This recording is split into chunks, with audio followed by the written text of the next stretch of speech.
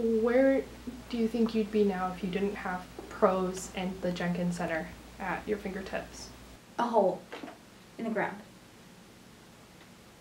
I think I'd be in a hole in the ground.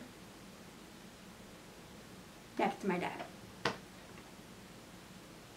This is Colleen, and this is a story about how all of these people got her to where she is today. It's a story about advocacy, self-care, and most of all, alternative therapies that lead to self-discovery. But more importantly, this is part of a growing trend of mental health awareness. So my position is the community educator. It is a very broad position.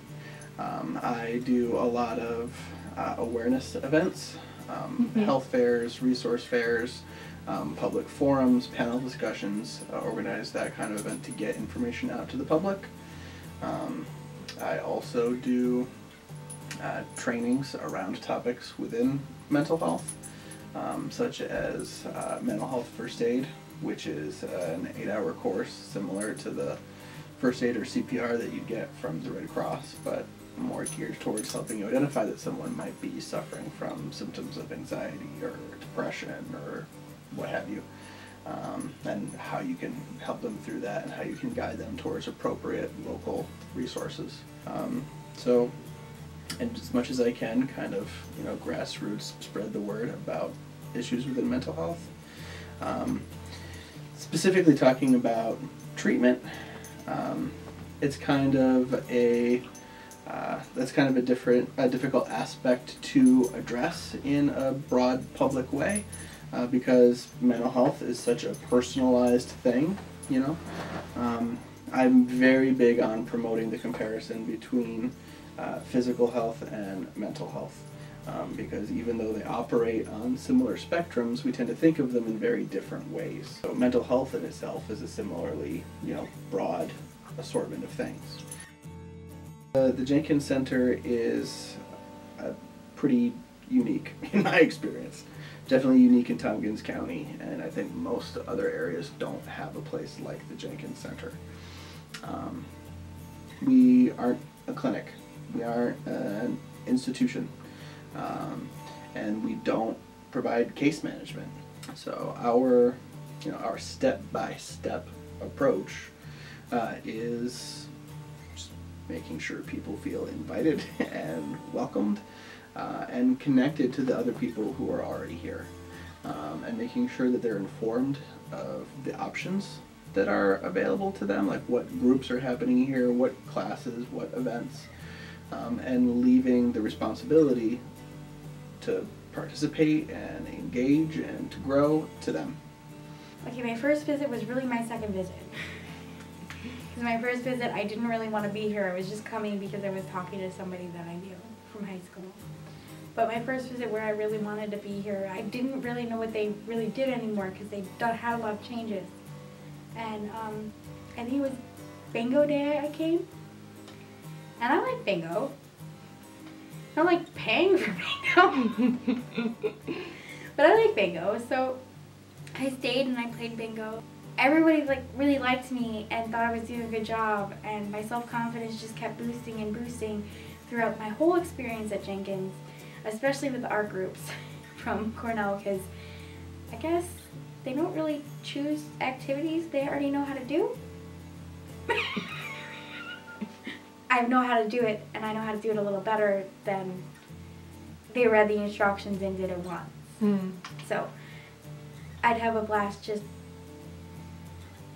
showing them how to do it just a little bit better or something. And getting compliments on, wow, that was really great, or giving somebody a little advice on technique or whatever. Like, they got stuck on like a painting or something. It was like over the course of that year, I had a huge confidence boost. It's like there's a large scale of people from the beginning to everywhere on a scale of recovery. And it encourages you. So PRO stands for Personalized Recovery Oriented Services. And our program is driven by the participants. People are called participants, not clients, not patients. They are participants in their own life and in their own recovery. They write their own recovery plans, which are called individual recovery plans, not treatment plans. And they're the ones who choose their own goals. So, and it's absolutely individual. There's no like stock goals. Everybody will have a goal in X, Y, and Z. People do make goals in areas where they live, work, learn, and socialize, which basically covers every realm of their life. So if you don't have a goal area in living, then you wouldn't choose that. But we try to make like every allowance for people and meet them wherever they are. And maybe their goal is to be happy, and that's great. It's a good goal, and I think a lot of us have that goal. So then we help them break it down on what it looks like. But in the end, it's still the goal and the plan of the participant who's creating it. The idea is to help people recover, much like you would recover and you go to rehabilitation programs. Like if you broke your ankle, you would go and try to strengthen what you already had, maybe learn different ways to get around the fact that now you have a broken bone. It's the same kind of idea with mental health. So we approach treatment as a partnership. There's two experts in the room, not just the treatment provider. I've never walked in a participant's shoes. There's no way that I can say, this is what you need in your life. This is what will make you happy. Here, reach these goals. So if you set your own goals, you're much more likely to reach them. But the goal is to help people reach their goals, stay out of the hospital, and to be able to live the fullest life possible. So much like college, you come for about 2 hours, and it's done in a group setting because most of the treatment is delivered in classes or groups. There is some individual treatment, but most of it's in groups. So we start right from the beginning. It also helps develop relationships between participants so that they feel like they know somebody walking in when they walk into class the first day, and they feel less alone. So they participate in the orientation where we talk about a recovery-oriented model. What does it look like for them to have a life worth living? What are some of the goals that they would want to work towards? And then they choose what classes that they would take. So you choose whatever classes based on what your needs are and what your goals are. Could be the very next day, as soon as possible. We try to get people in from time of referral to the first time I meet with them in less than a week. I was 9 after my dad killed himself. I developed PTSD, and I went to some like workshops and stuff for that, geared towards kids, and then I grew up, ended up going to therapy for a little while, and then in high school, I was, middle school and high school, I was hospitalized 6 times. And they took me out of Family and Children's because it said I'd been to the hospital too many times. I'd always go home to my mom. It was always pretty good. I mean, the only time it was really negative was when I'd gone to the hospital not really knowing why I was there, which only happened once. And I don't think even then it was that negative, because I feel like even if I didn't get the help I really needed at the hospital, I got a break that I needed to clear my head and help myself. For example, on the crisis line, people may be struggling with thoughts of suicide, but they don't want to go to the hospital. And in some cases, the counselor might say, you know, you're really struggling with it, you're so upset, you're struggling to find a way through this. What would it be like to go to the hospital today? And the caller might say, but I want to go to work tomorrow. So we say, all right, let's figure out how you can build a safety plan and how you can get members of your family or your friends to keep you safe so that you can get to work tomorrow. That's really important because for people who go to the hospital, it can put everything on hold for 2-3 days, a week, maybe a little longer. And if they can find a way to stay calm, stay safe, accentuate that part of them that wants to live so that they can then find ongoing care that suits them better, that's a good thing. It's hard to prove statistically with data that social interactions, that forms of play, that those things aren't goofing off, that that's actually an important part of human development and human health. Like, people need to spend time with other people. And we all know that intuitively, but it's hard to write a grant application for that. It's hard to put that in part of a contract, right? But, you know, as that research does get done and there's more awareness and recognition of that importance, I think it can also be recognized that it does save money and it is fiscally sound to create those networks of peer support. It's going to be cheaper to you know, hire certified peer specialists than it's going to be to hospitalize the number of people that end up being hospitalized with mental health issues every year. That kind of preventative treatment, encouraging people to be supportive of each other, I think is definitely financially beneficial in addition to being more morally sound. I feel like either I lucked out with PROS or PROS is designed really well, because out of like the dozen and a half therapists I've had throughout my lifetime, I probably had 3 good ones. And then I get PROS and it's like perfect. I feel a connection with everybody there. It's been really helpful, because at first when I was doing CDT, I didn't think I was ever gonna leave. Like, ever. And now I have the confidence to think that I can do weekly therapy or monthly therapy with just a normal therapist. It's a really wonderful way to get yourself on track. And I just feel like without it, I probably wouldn't have the same coping mechanisms and resources that I have today. Mostly Medicaid pays. Medicaid and all the managed care organizations, we have to submit to them, you know, what the goals are and how does this meet medical necessity. And they're very interested in how this is going to save them money.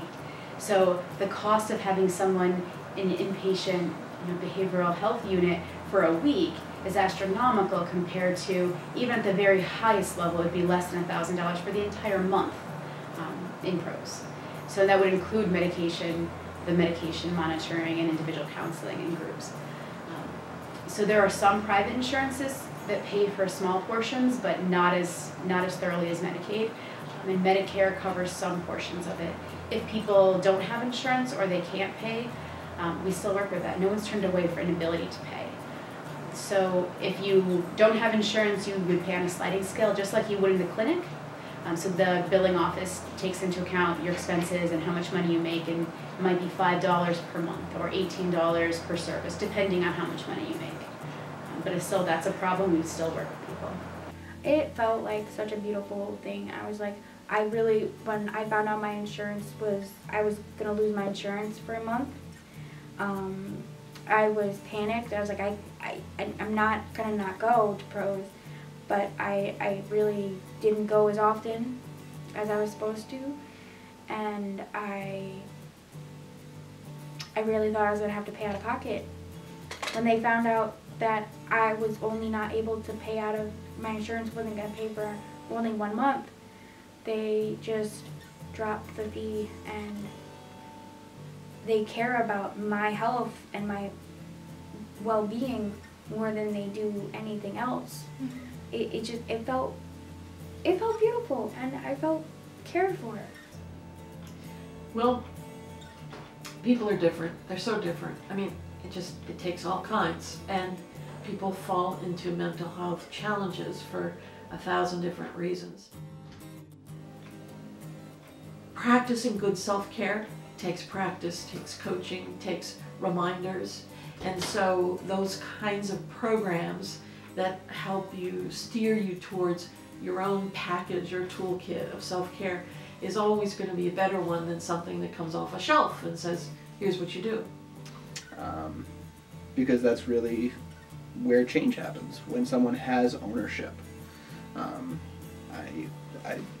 I can only speak for myself here definitively, but I have learned through conversation that a lot of other people also feel this way. But when a form of treatment or recovery is mandated or forced upon you, and it comes from some authority, then it's not yours. And just in a very deep way, it is difficult to be committed to it.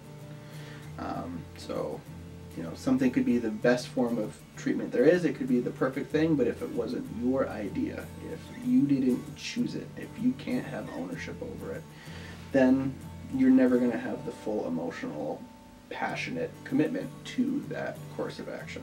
I think that the idea of reducing cost and providing good treatment, that speaks to everyone's interests.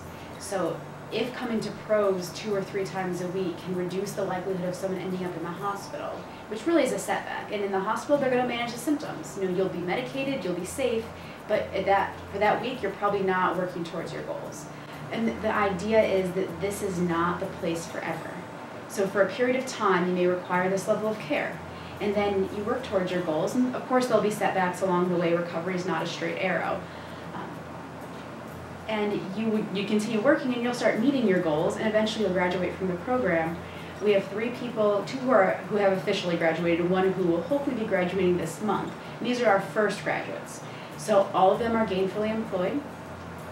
Some still receive some assistance through DSS. However, they all work at competitive wages in the community with very minimal support. So all of them have twice a month check-ins. Hey, how's it going? What's going on? So people are reaching their goals and they're moving on. So they won't require the same level of financial support from social services or the risk of hospitalization. So I think as a whole, the program has been helpful to reduce those kind of costs. If someone's watching this and they are in a tough spot, what would you say to them? That there's always hope. Sometimes it's hard to find, and I know that